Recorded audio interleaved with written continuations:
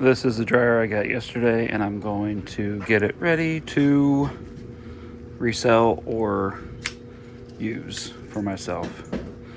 Use 1/4 inch bit, 5/16 bit, sometimes an extender, and Phillips head. Put the screws on a magnet, flathead screwdriver, putty knife,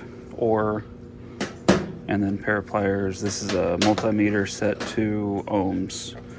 They said that the dryer stopped heating, so we'll either need to find something wrong with the heating element or use the multimeter to see which of the fuses is burnt up.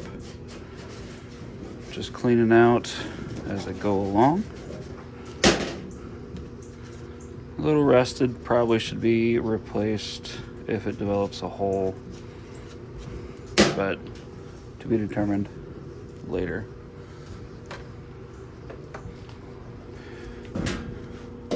Need to replace this rusted Phillips screw.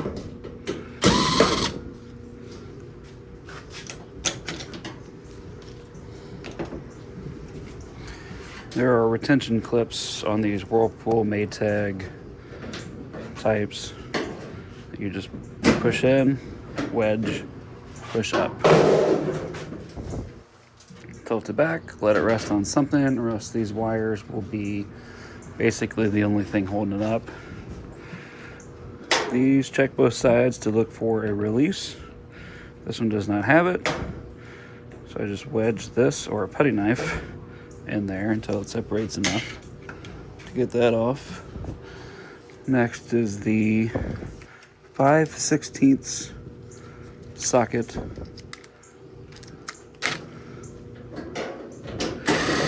One screw in the back. One screw back here. They're held on by retention clips that can fall off and move and need to be lined up before you put them back on. Push down, pull up one side, pull up, push down this side. These are held on by just squares that go into I don't even know what to call these little ledges. This one has a couple dollars in change and a washer. Washers are always nice to get.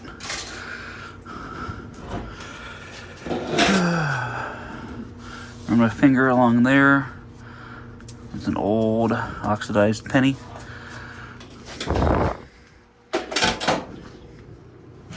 Underneath, let me adjust this to show that grab to the right, use your other like ring finger, middle finger to push the belt off, and then release. Let me put this back on my neck.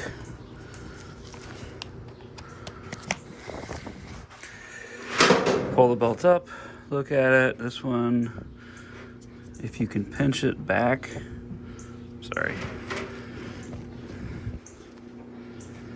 This one, pull up the belt, turn it so you can see the actual grooves.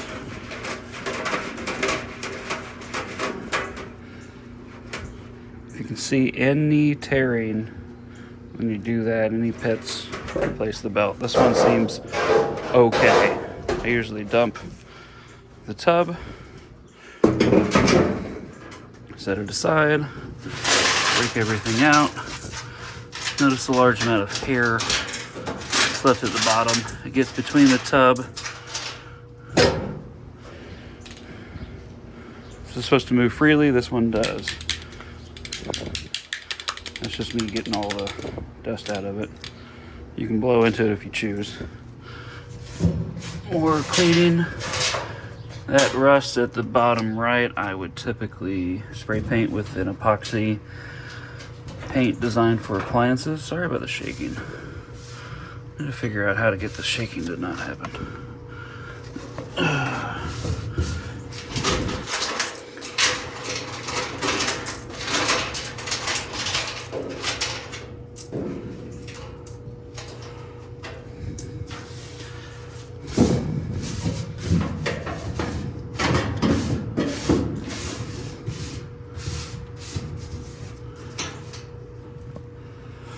Okay, always check to make sure the teeth on this are not smooth. They need to have grooves. I twist it to make sure that on the other side of this panel, the actual blower fan is spinning like it should. This should also spin freely. These both do. However, taking them off to clean is always better than not. They are what's called self-lubricating. And what that means is they grind metal to metal, creates a fine powder between them, and that is all that they lubricate with. Is that basically the equivalent to graphite between them. Just grab a hold of it, twist one way, twist the other way. Sometimes you have to clean off the ends, pull off the wheels, grab a paper towel, which I have one over here.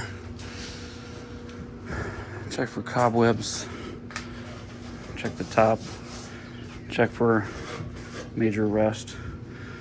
What I do with these is fold a paper towel, either direction, run it through, treat it like you're cleaning a barrel where if it comes out dirty, do it again. I'm not gonna spend a whole lot of time on this because this one's pretty clean. That one is clean. Then you can use another section to clean the other wheel. Roller, correction.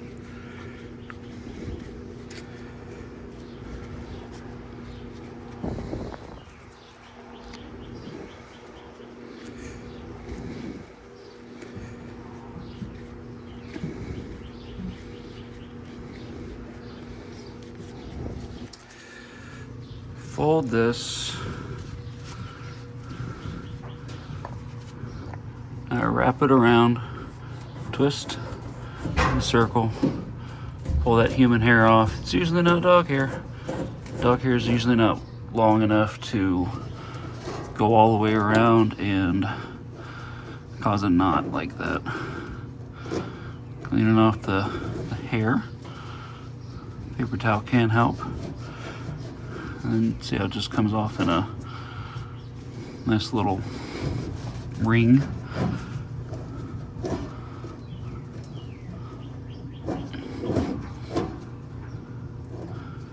There.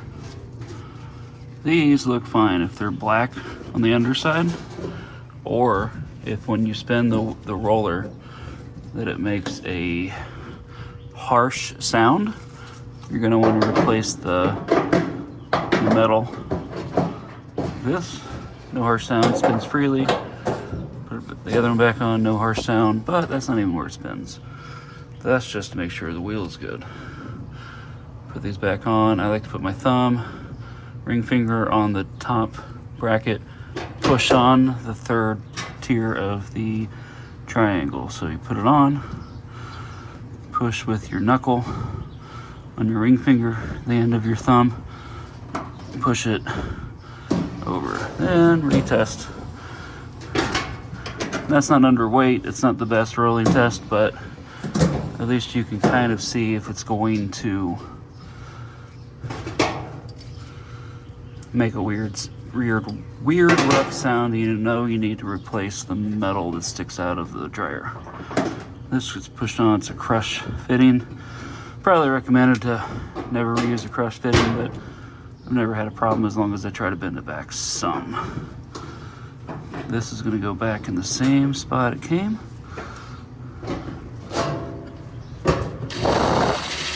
Again, 5/16. There we go.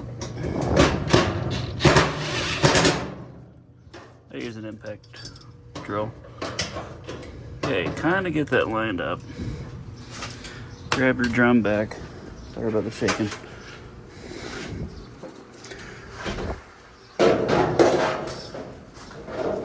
Guide your drum on top of the wheels, the rollers, glide in the deepest part of this little well that's going on.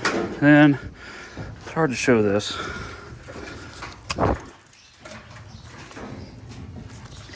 You have to actually pull this wheel to get it to go into the groove.